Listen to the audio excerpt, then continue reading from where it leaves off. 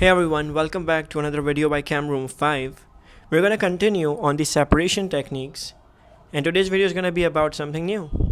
So we're going to be talking about chromatography. Now, we should know one thing, that chromatography is an identification technique. It's not an actually separation technique. It's an identification technique. We identify how many components are there in a given mixture.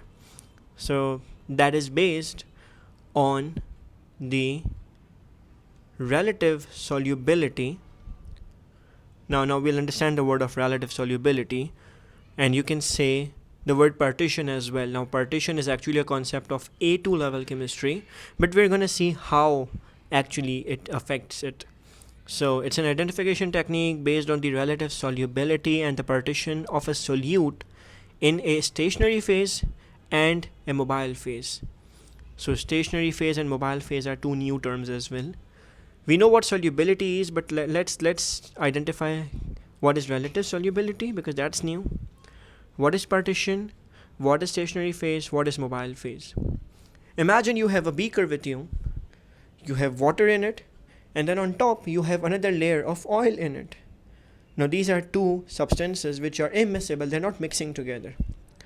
So oil and water are two liquids, both liquids, but they're immiscible, they're not mixing. Now if you add a solute which was soluble in both to some extent, for example, let's say any solute that is soluble in both these liquids, let's suppose acetone. So based on the solubility, let's imagine that the amount of acetone you added, some of it was dissolved in the oil, the other was dissolved in the water. And it totally depends on the solubility of the acetone in oil and the solubility of the acetone in water, right? So imagine it was 25% soluble in oil and 75% in the water. When you changed the solute, ethanoic acid was more soluble in water. So for example, it was more soluble in water, less in oil. So like 16% in one and 84% in water. When you added butanoic acid had different solubilities. So out of the butanoic acid, let's suppose 37% was soluble in oil this time and 63% in water. That is relative solubility. We'll explore the idea of stationary phase and mobile phase really quick. And this idea is called the partition. So that is actually a concept of A2 level, but we should know that the same solute is going to have different solubilities based on different solvents. And that is why we're going to be talking about the word solvent a lot. So when I say solvent, we're going to be keeping in mind. So it is the partition of the solute in two different phases or the solvents because of their relative solubility. Each solute can have different solubilities. Now imagine you have a piece of filter paper. You take a pencil. You're going to draw a line over here. So you draw a line with a pencil that's going to be called as the baseline.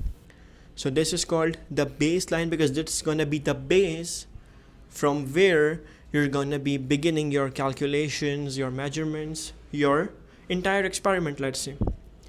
Your baseline is going to be drawn with a pencil which is graphite, not with ink, because ink can also be, soluble. Ink can also spread, and you don't want the ink spreading on the chromatography paper. This entire paper is now our chromatography paper because we're doing chromatography.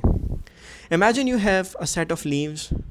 You grind them using an appropriate solvent.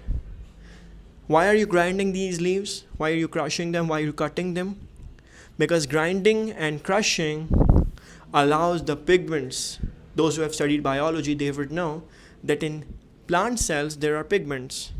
So the grinding and crushing allows the pigments to be extracted, to be separated from the plant cells. So you're kind of extracting these pigments. These pigments includes chlorophyll A, chlorophyll B, xanthophylls, and these carotenes. These pigments are going to be here. So they're going to be separated from the plant cells by crushing. Once you have the paste with you, you use a capillary tube.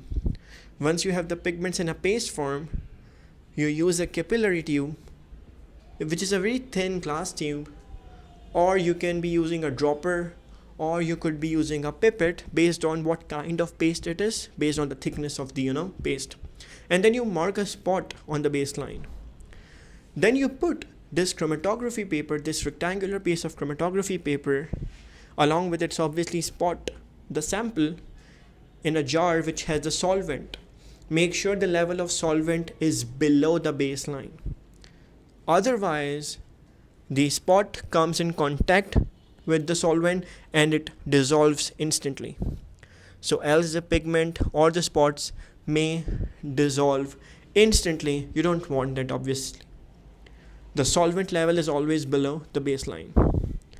Make sure we are using the word solvent, not water. Kids do this mistake so many times. We are considering solvent. Remember, we talked about solvent and solubility. So solvent could be water, it could not be water. It could be acetone, it could be ethanol, whatever. Now, when you allow this experiment to work, the solvent goes higher, it spreads on the paper, and so do the spots. The mixture separates into its components and you receive various pigments. Now, what is solvent front? Solvent front is the distance traveled by the solvent from the baseline. Obviously, when the paper was dipped, was allowed to come in contact with the solvent, the paper was blotted. So it's the distance traveled by the solvent from the baseline, and you can also say these arrows represent the distances traveled by the solutes. So there's a word called solute front. Now, what's solute front? Solute front is the distance traveled by each pigment, each spot from the baseline. In the beginning, all of those were, on the baseline. And now we're going to be calculating a thing called RF, which is known as the reference factor, which can be calculated by solute front divided by solvent front. So the distance traveled by the solute divided by the distance traveled by solvent. We're always going to keep in mind that the solvent travels more. So the solvent front is always higher, it's always the highest. And solute fronts are always lower than the solvent front, so solute fronts are lower. Solute front over here is 5.8, 4.9 for the orange one, 3.4 for the light green one, and 2.7 centimeters for the red one. But the solvent front was higher, 6.9 centimeters. Now when you want to calculate the RF value, you use the solute front and divide by solvent. So 5.8 divided by 6.9 for the yellow pigment, 4.9 over 6.9 for the orange pigment, 3.4 divided by 6.9 for the green pigment, and then 2.7 divided by 6.9 for the red pigment. Each pigment has its own spot. Now imagine if these spots were colorless. It's very much possible. Amino acids as pigments are colorless. So there's a spray called the locating agent. There's a chemical called the locating agent. You spray it, and then the pigments start to show up again. They show up again, and then you can measure them again. Then you can see their colors used based on the use of locating agent. And now you can measure and do your RF calculations again. So this is how we perform chromatography. I hope this idea is clear to us, because in the upcoming video, we're going to be solving past paper questions from all separation techniques. Stay tuned, guys. Thanks.